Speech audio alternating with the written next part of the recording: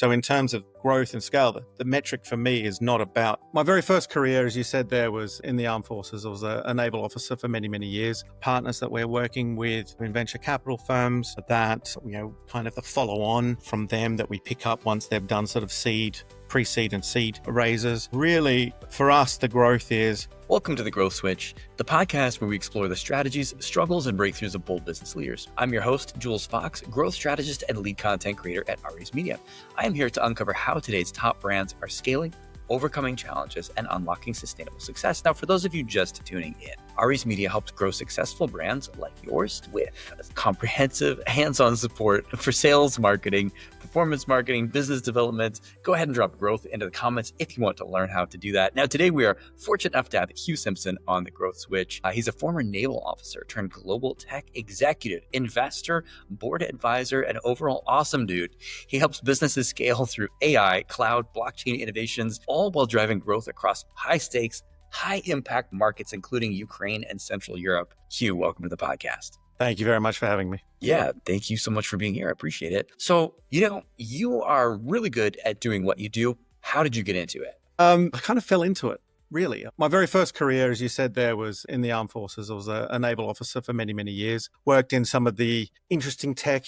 We were some of the first people to bring in sort of electronic navigation rather than getting away with all the old paper charts and doing that and rolling that out across the fleet. And when I left the services, I kind of fell into the job that I have now. I was doing some study and had an opportunity to work with technology and some really interesting customers at a global consulting firm. And that kind of just kickstarted it. And that was 16 years ago now, and continuing to uncover lots of new things that I'm learning every year. Yeah. Did I hear something about chasing pirates in your past? So one of my last operational deployments with the Navy was, put it simply, chasing pirates, but we were on counter-piracy patrol in the Gulf of Aden. Yeah. In the Middle East. Sounds like an absolutely fantastic story, but I imagine the reality of it is nobody wants real life pirates. Everybody, when they think Pirates of the Caribbean or something like that, but real life pirates are probably significantly worse. Well, I mean, 98% of the time we were there, it was pretty boring going backwards and forwards. It's that 2% that you're there for, that where you actually come across people with some bad intent that you have to try and intercept. It was definitely my almost 11-year career in the armed forces exposed me to a lot of things that were awesome fun, but also, pretty scary at times. Yeah. And, I think that when it comes to cybersecurity and AI and all that kind of stuff, we have pirates on the other end of the spectrum. Wherever people build nice things, there's going to be bad people to come and steal those nice things, break them, and rob them, Well, I mean, the way that we would look at risk and threat analysis in the armed forces is the same way a lot of the analysts in the cyber world look at it.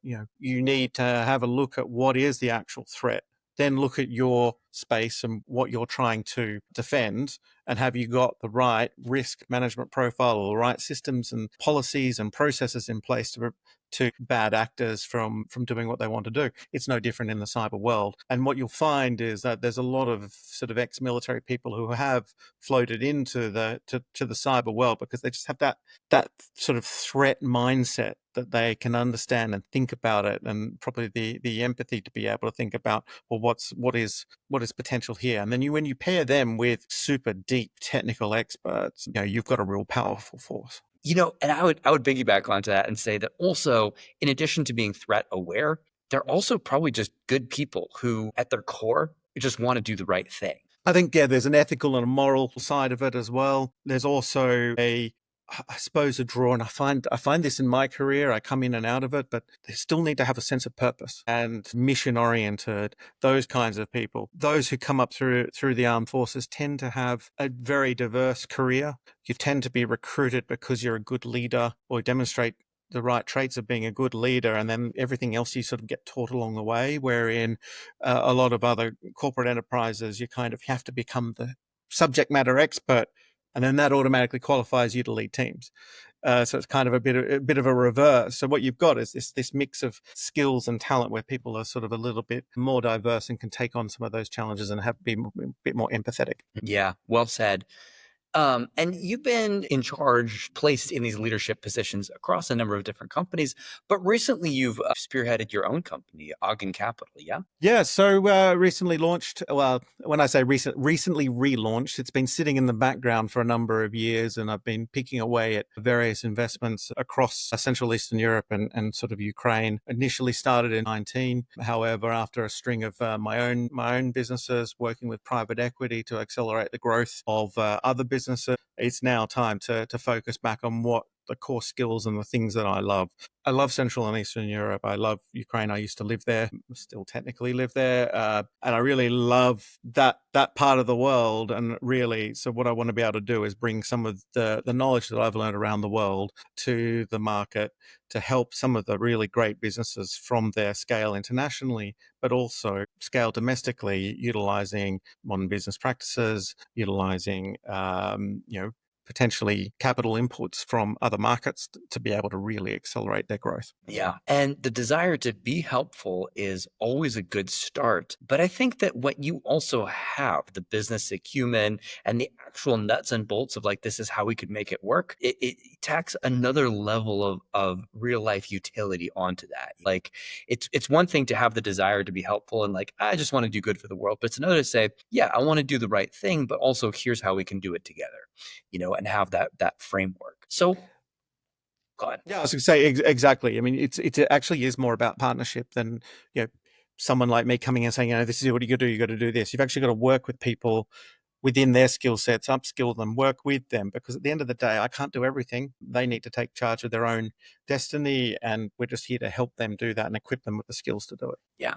Yeah. And I think that's it's incredibly valuable for these companies as well. So walk me through the process of how a company finds you, how you find a company, and how you can kind of create that mesh to where you're able to work together. I mean, we find companies a number of ways through personal networks, just by being on the ground and being at events and listening to people. I spend a lot of time just listening to businesses' problems and trying to unpack them. I was just at London Tech Week with one of the businesses in the portfolio and just listening to them around how they're really struggling to launch in other markets because of the way they're being perceived and the way the local systems around funding work. And part of my job is to unlock some of that for them and explain them. So I've connected them with people within my network to be able to go and explore it.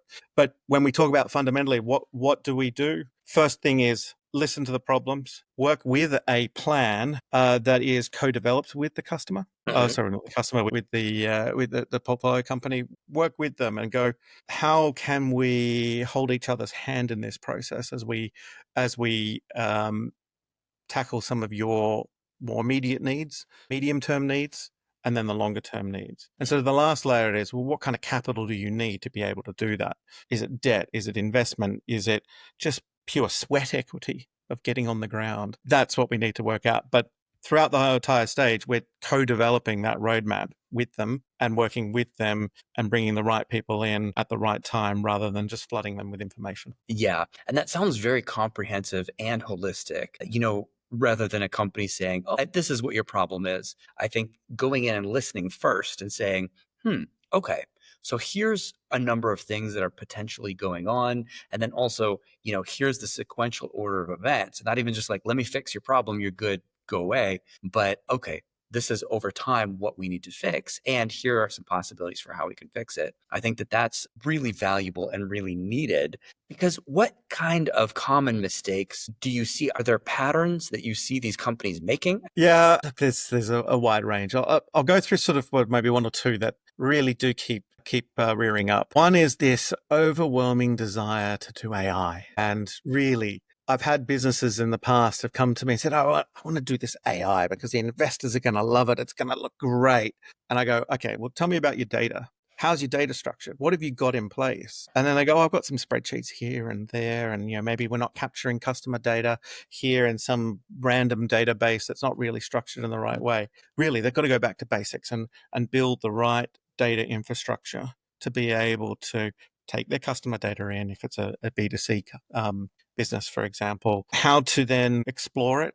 Then ask the right questions first. What are you actually trying to achieve in this before you start to go and wrangle all of this data together? Because if you don't know where you're trying to go, what hypothesis you're trying to prove or disprove, then there's no real point. Right. I mean, I feel like, AI a lot of the time is the facade, and the foundation for the house is the data is what the AI is going to run on. But people are so focused on AI, they miss out on those other critical components, like exactly what you said. Without proper foundation, you're just looking at a facade, and the investors are going to know once they go inside the house, hey, guess what? This was a facade, And then as far as like, what does it actually do? A lot of people are so excited about the possibility of AI versus like, what's the practicality of it? What does this thing actually do?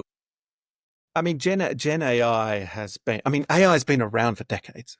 Yeah. Like in its various ways, shapes, and form. I remember projects back in 2019, maybe even earlier, that were utilizing sort of machine learning. And we worked on things like robotic butchers. So we were taking computer vision, as it was called, I suppose, an earlier version of that sort of AI, taking video images of pig carcasses that were then being able to trained, and you have to label the data, take that data, put it into a model that then would drive a